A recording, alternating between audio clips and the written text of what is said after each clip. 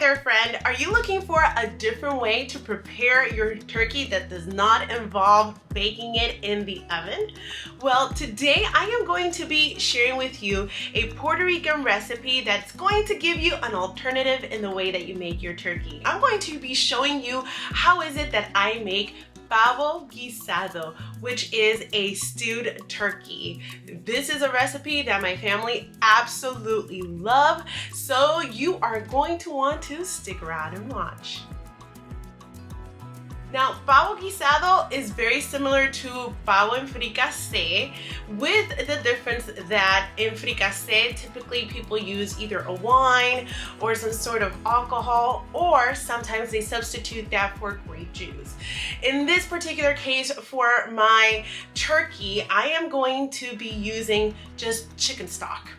And that's why I'm saying this is a Pavo Guisado, is more of a stewed variation. Now, I bought this 16-pound turkey and I was able to make 2 different meals out of it. The very first thing I did was I took my thawed out turkey and I cut it up. I cut out the wings, I cut out the thighs and the legs, and I took the turkey breast and I slow cooked it using the Pavo Chon method, which is pretty much the recipe for making roast pork, except with the turkey. And let me tell you, this came out so super delicious as well, just fall off the bone. And then I used the dark meat, which were the other pieces of the turkey that I cut off to make this delicious guiso. My kids and my husband absolutely devoured this. I did marinate the turkey for the guiso a little bit just because I was gonna make it a couple of days after the one that I did in the slow cooker. And I simply marinated it maybe with like 2 or 3 tablespoons of vinegar, some oregano, and some turmeric, and some adobo. But honestly, it wasn't a whole lot, and this step is not absolutely necessary. But if you do have the time to do that, you can go ahead and do it just for that extra flavor. I let the pavo, or the turkey, I let it come to room temperature, and also my pot because it was in the refrigerator. I am first going to just leave everything in there. I went ahead and I drained the excess liquid that had come out. To this, I am going to be adding 1 container of chicken broth. That's 32 ounces, which that would equivalent to 4 cups of liquid. I'm going to be putting that in there, and I'm going to turn my stove up to a medium high because I'm going to be cooking these first. So I'm adding 4 cups of this thing, the chicken broth, and to this I'm going to add 2 additional cups of water. So I'm going to be adding 5 garlic cloves, minced, so I'm simply going to be pushing them through my garlic press. And I'm going to do 3 heaping spoons of sofrito. If there is one thing you do not have to be shy with, is sofrito. It really gives everything such a delicious flavor.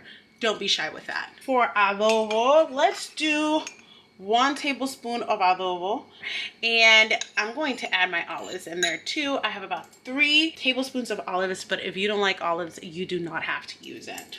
And I'm going to do pimientos. I'm going to do about, let's see, 1 tablespoon, about 2 tablespoons, 2 heaping tablespoons of pimientos. As for the seasoning, I'm going to do 1 teaspoon of oregano and 1 teaspoon of ground turmeric. I'm not going to be using sazon in this, but if you want to use sazon, go for it, okay? I'm actually going to add some ground cumin to this. I've been adding cumin a lot to my food lately. Let's do a teaspoon because my mom has been using cumin a lot in her food, and my kids are loving it, and they keep asking for that same flavor here at home. And I'm going to be adding some paprika too. 1 teaspoon of paprika. There we go. And if you'd like, you can also add some pepper. Let's see, maybe I'll add some pepper to it too. You can do about a teaspoon or half a teaspoon of ground pepper, really to your taste. And let's do 2 tablespoons of tomato paste in here too. So 1 tablespoon, here we go, and 2 tablespoons. that's about all I'm gonna add for right now. I'm going to go ahead and mix everything in like this. All right. Oh my goodness. It hasn't even started to come to a full boil and it just smells absolutely fantastic. It is so good. So these are, I forgot to tell you guys, I went ahead and I cut the drumsticks from the thighs and the wings in half so that, you know, they could fit better in here. And as of right now, I'm just going to let all of this come to a nice simmer. All right, now that our turkey has come to a simmer, I'm going to go ahead and cover it up. I'm going to lower my heat to a medium low, depending on your stove and depending on the pot that you're using. And I am going to let it simmer here first for 30 minutes. After those 30 minutes are up, we're going to be adding our vegetables. So our turkey has officially been cooking for 30 minutes. Now I'm going to go in, just look how delicious that broth is looking. It is looking so yummy. All right, I'm gonna go in and I'm going to add 4 diced potatoes to our guiso like that. You can add more if you want. Okay, I would say anywhere between 4 to 6 potatoes depending on the size of your potatoes. And then I'm going to be a little bit lazy and I'm simply going to use baby carrots instead of the full carrots. And I'm going to go ahead and add that 1 pound of baby carrots right on in there like this. Okay, now I'm going to go ahead and try to make it all go down like that. Ooh, yum. It's already looking so good. I want this piece to go a little bit deeper, this one over here. I want it to sit in the juices a little bit longer.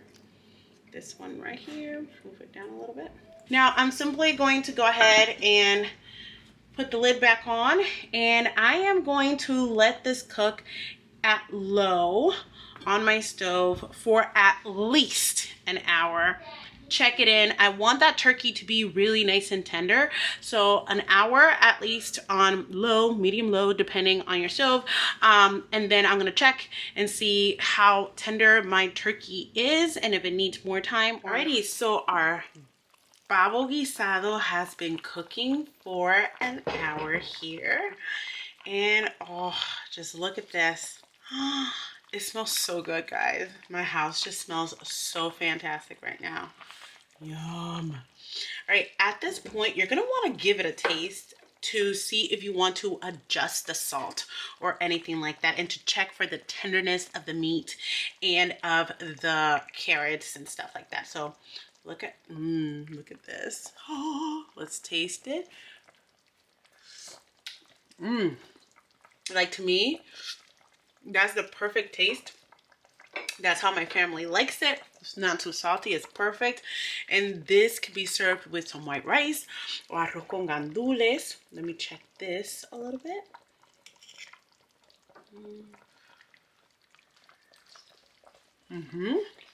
I feel like the carrots just need a little bit more tenderness. And let's check the turkey.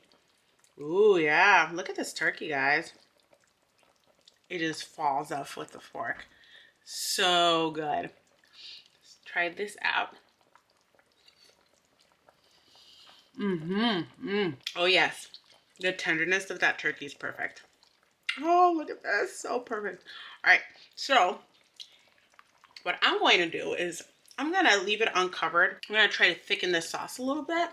So I'm going to go ahead and let it simmer here for maybe 5 minutes, just to let it thicken a little bit and let that carrot just get a little softer. But I'm not gonna cover it up because I want it to, I want the sauce to, you know, to evaporate a little bit so it gets a little bit thicker. You see this skin over here? If you want to, you can really remove the skin, or you can leave it. It's your preference, but I find it so hard to take the skin off before cooking, so I just leave it on there like that. The wing I like with the skin on, but like the thigh, I like to take the skin off. I'm going to go ahead and add a little bunch of fresh cilantro I just feel like this always elevates everything. Like the flavor is so, so good. Yum. Right. Let's push that in there, give everything a nice mixing, and let it simmer for 5 minutes. Now is your turn to give this recipe a try. If you would like to see my Puerto Rican recipe for roasting the turkey in the oven, make sure to click on this next video. Thank you so much for watching, and I'll see you next time. Bye!